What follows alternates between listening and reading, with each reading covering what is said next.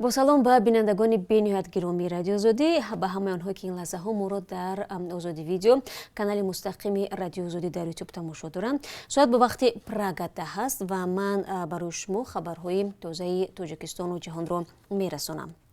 روز یکشنبه 27 سپتامبر پرواز چارتری هواپیمای شرکت سومون ایر طریق خط سیر دوشنبه مینسک دوشنبه به نقشه گرفته شده است. مقامات تاجیک میگویند این پرواز اساساً برای انتقال دانشجویان تاجیک محصل دانشگاه‌های بلاروس و اوکراین و تعدادی از شهروندان کشورهای خارجی تشکیل شده است. اما طبق مشاهده‌ها در پروازهای قبلی چارتری به مینسک از دوشنبه که روز 21 سپتامبر صورت گرفت، اکثراً شهروندان تاجیکستان که مهاجر مهنتی هستند با هدف سفر به روسیه بلیط خریداری کردند. تا به حال راهاندازی نشدن پروازهای دومی بین تاجیکستان و روسیه خواهشمندان سفر را از هر دو جانب سرگردان و در فکر پیدا نمودن راه‌های آلترناتیوی انداخته است. دوستان عزیز، باید بگویم که بعضی مسافران پرواز قبلی که روز دوشنبه به مینسک رفته بودند با ما تماس گرفته گفتند که نتوانستند برای قانونی وارد قلمرو روسیه شوند. با توجه به این، آنهایی که برای روز یکشنبه بلیط دارید و نقشه دارید که از مینسک به مسکو بروید، قبل از سفر تمام نازکی ها رو بیاموزید، با سفارت ها و آدمان مسئول مشورت کنید تا اینکه بعد سفر به بلاروسیه سرسان و سرگردان نشوید.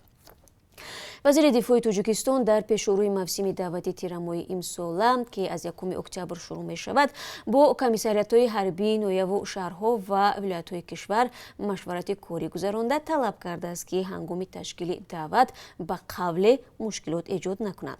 سخنگوی وزارت دفاع میگوید شیرعلی میرزا از مسئولان قطعاً تقاضا نموده است که جلب نوسکران در دایره قانونگذاری صورت بگیرد.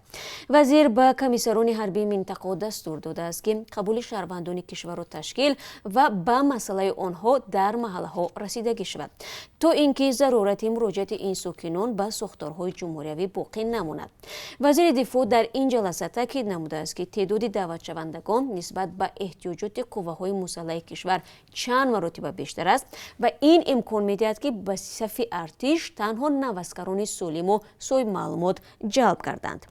مسئله از جلب اجباری جوانان و لطوکوبی آنها در ارتش خبر نشده می شود، ولی مقامات اکثر این حالت را رد می کنند. مسئولین سازمان دفتر آزادی های شهروندی میگویند دوام 5 سال اخیر از نزدیکان سربازان و دعوت شونده ها 949 شکایت گرفتند.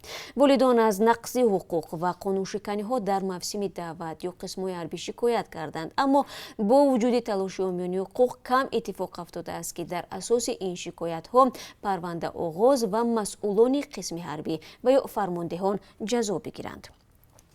وزارت تندرستی تاجیکستان آمار گرفتاران کووید 19 را اعلام کرد. در 24 ساعت گذشته 45 بیمار نو را آشکار کردند. طبق معلومات رسمی تا دیروز در تاجیکستان شماره عمومی مبتلایان کرونا ویروس 9520 نفر حساب شده است.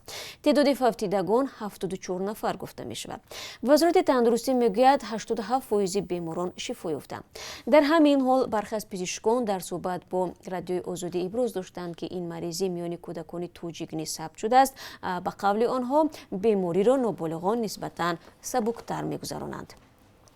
جوزپ بوریل مسئول سیاست خارجی اتحادیه اروپا روز 24 سپتامبر بار دیگر تاکید کرد که این اتحاد الکساندر لوکاشنکو را همچون پرزیدنت نو بلاروس به رسمیت نمیشناسد. لوکاشنکو روز چهارشنبه در یک مراسم مخفیانه و ناگهانی به عنوان رئیس جمهوری نو بلاروس سوگند یاد کرد.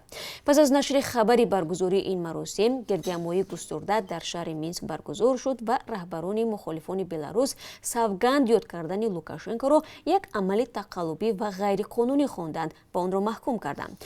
جوزپ بوریل در بیانیه گفته است موضع اتحادیه اروپا کاملا روشن است. مردم بلاروس حق دارند رهبران و نمایندگان سیاسی خود را در یک انتخابات آزاد، عادلانه و فراگیر و شفاف انتخاب کنند. منبع‌های دیپلماتی به خبرگزاری فرانس پرس گفتند اتحادیه اروپا در حال آماده کردن تحریم ها علیه 40 نفر از مقامات حکومتی بلاروس است که در سرکوب اعتراضگران دست دارند و احتمال تحریم الکساندر لوکاشنکو را نیز بررسی می‌کنند.